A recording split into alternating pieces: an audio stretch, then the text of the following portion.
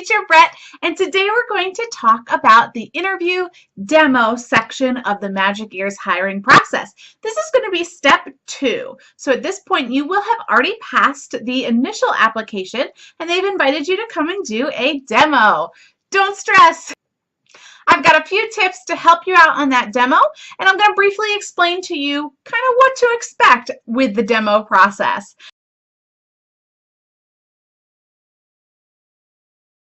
The first thing you need to know about step 2 of this process is that you actually get to make a choice. So you can choose a live interview demo, or you can choose to do the recorded version. Either one is fine. There is no preference as to which one Magic Ears prefers. So it's up to you. What do you work best with? The live interview may be for you if you would prefer to have an actual person there to interact with during the interview. Hello? Hello? Is anybody there?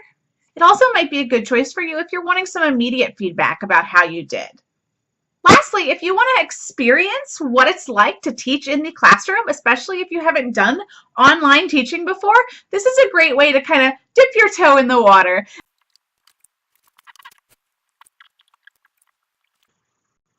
The recorded demo is going to be your best bet if you feel funny trying to teach to an adult who's pretending to be a child. Hello, teacher.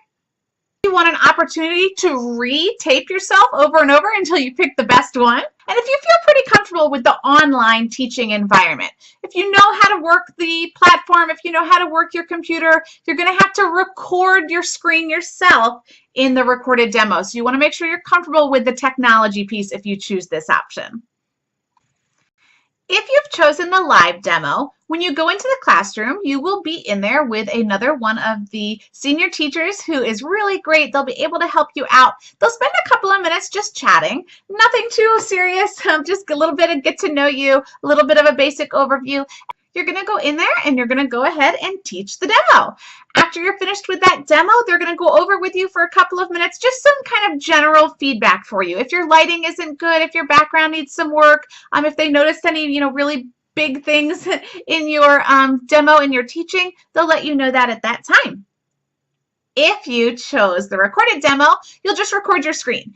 If you want to spend a minute or two before you actually start the teaching and just kind of give a brief synopsis of who you are and what your experience is, you can do that. Nothing more than 1 to 2 minutes. And then you'll jump over into your demo, about 8 to 10 minutes of time to teach that demo. And then you will submit that recording back on the portal. So now that you know a little bit about that interview demo process, let's head over and take a look at some tips that can make your demo shine.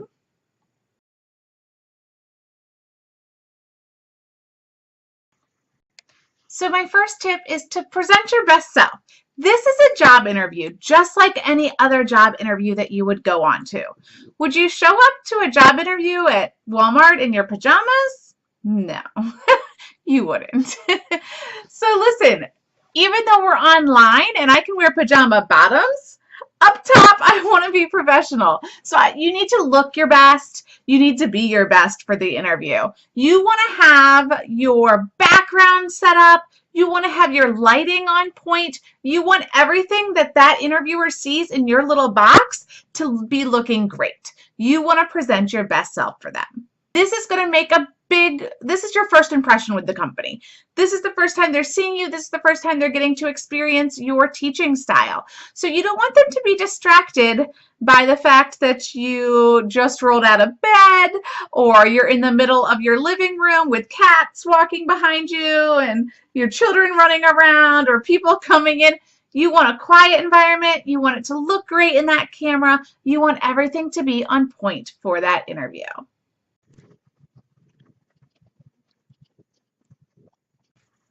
My second tip for you is to be high energy. Remember, you're teaching a bunch of children. They do not want you to be boring and monotone. They want high energy.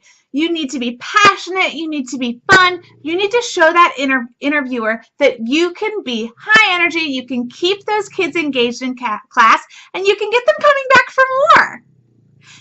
You don't want to be like Giuseppe.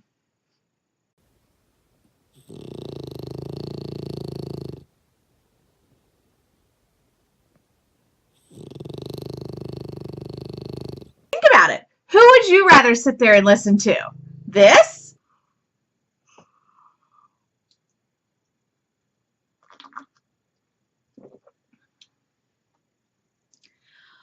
I wake up in the morning.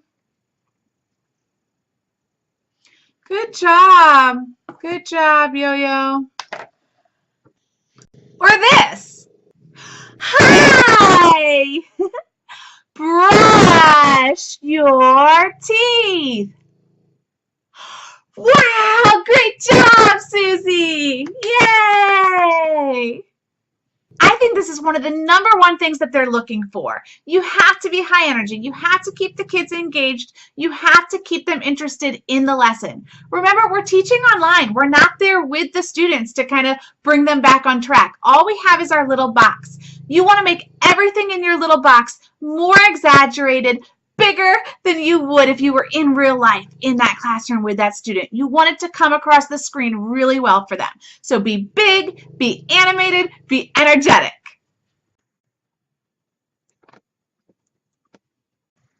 You're going to want to make sure that you use props and TPR throughout that demo. These are kind of like the cornerstone for teaching ESL online. These are the things that are going to help the students connect that new language to what they already know.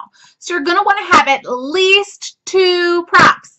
At least 2 props. 2. 1, 2. They could be things from around the house.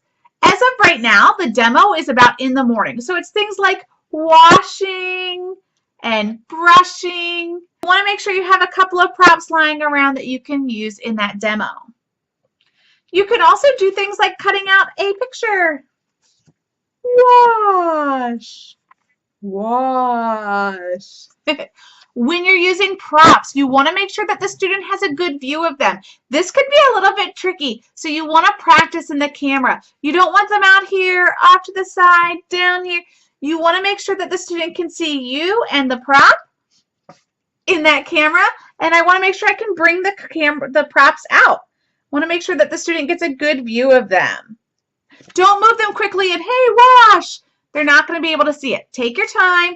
Make sure they can see whatever prop that you're using. Give them a good look at it.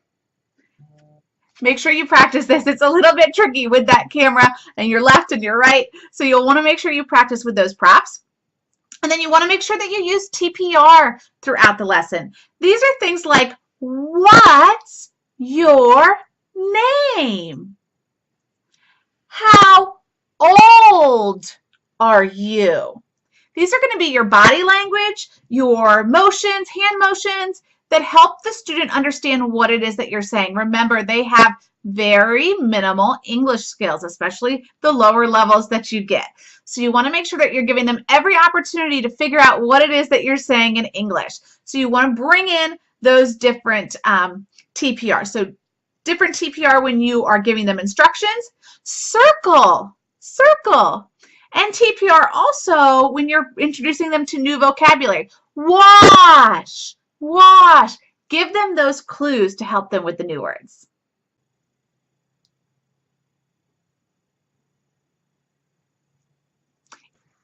So 2 things that your interviewer is going to be looking for in that demo is that you're making corrections of the student when they are making errors, and that you're having the student repeat those key vocabulary and sentences that they're learning. As far as corrections go, you want to make sure that you're being positive. No, Johnny, that was horrible. Try again. Don't do that. You want to make sure that you have the student correcting any pronunciation errors or grammar errors they might make throughout the lesson.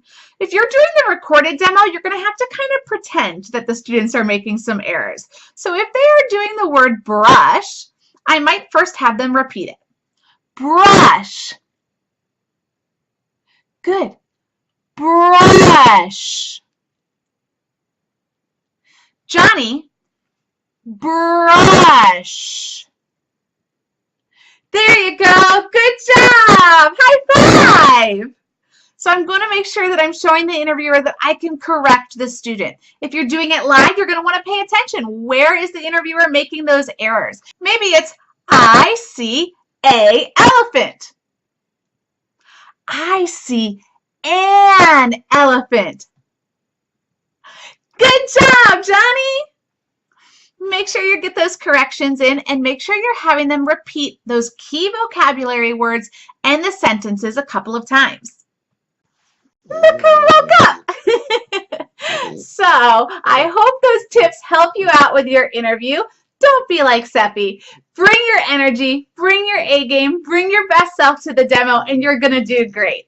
If you have any questions about the application process or you want to use me as your referrer, feel free to use the link below or send me an email. I hope I hear from you soon. Bye!